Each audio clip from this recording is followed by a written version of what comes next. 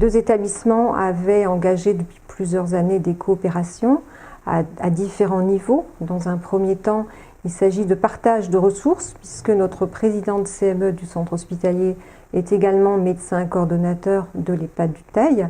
Donc, ce qui fait qu'il y a depuis des années un partage des connaissances, des mutualisations de pratiques et surtout un partage des mêmes valeurs en termes de prise en soin de la personne âgée, que ce soit au niveau de la bientraitance, de la bienveillance ou du respect, de la dignité de la personne âgée.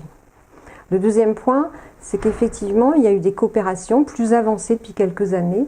Un des exemples, des derniers exemples, ça a été l'ouverture du centre bucco-dentaire, où là, les deux directeurs ont partagé leurs connaissances, leurs compétences, pour réfléchir ensemble sur un dossier qui a été déposé dans le cadre d'un appel à projet à l'ARS.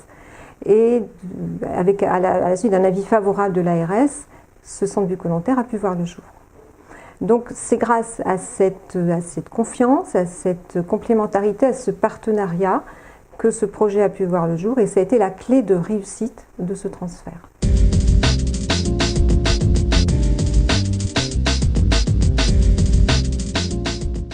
Ce projet était très avancé au niveau de l'ONAC, avec un petit peu de décalage par rapport à la réflexion du centre hospitalier, qui n'a démarré vraiment qu'en juillet dernier, quand l'ARS et le conseil départemental ont acté que le centre hospitalier de Janzé reprenait l'EHPAD du Teil. Et à partir de ce moment-là, effectivement, il a fallu réunir le conseil de surveillance. Il y a eu plusieurs réunions exceptionnelles du conseil de surveillance qui a souhaité vraiment s'approprier le dossier et ne pas signer une délibération sans en connaître le fond et a demandé un certain nombre de précisions, notamment financières et sur le patrimoine. Et ça n'est qu'à partir du moment où il a eu tous les éléments de ce dossier qu'il a délibéré favorablement.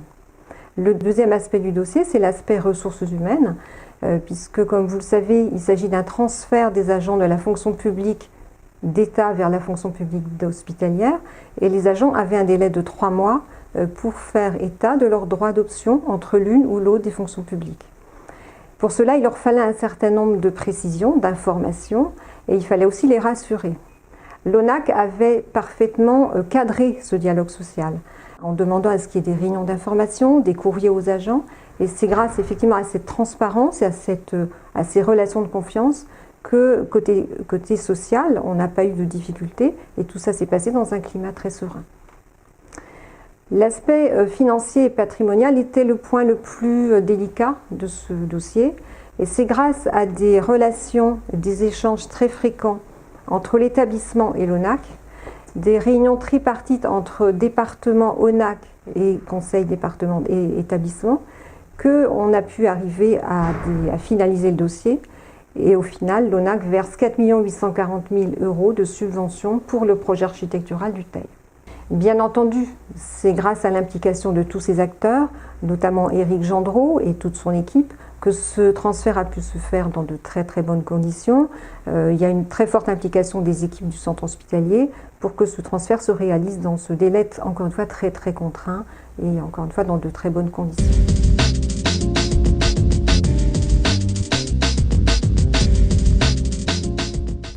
L'ARS et le département ont fait de ce transfert une opportunité pour relancer le plan directeur des deux établissements, celui de Janzé, du centre hospitalier de Janzé, celui de l'EHPAD du Teil. L'objectif pour l'établissement, c'est vraiment de proposer une offre de proximité diversifiée et qui répond particulièrement bien aux besoins de la population. Nous sommes dans un secteur où la démographie est en évolution. On a un pourcentage de personnes âgées de presque 10%, ce qui est important. Avec Éric Gendreau, directeur adjoint désormais au centre hospitalier de Janzé, nous allons œuvrer pour proposer cette offre diversifiée de proximité à l'ensemble de la population. Afin de symboliser ce rapprochement, qui est important pour les deux établissements, nous allons proposer un nouveau nom au centre hospitalier qui sera dévoilé dans les semaines à venir, avec très prochainement également un nouveau site internet.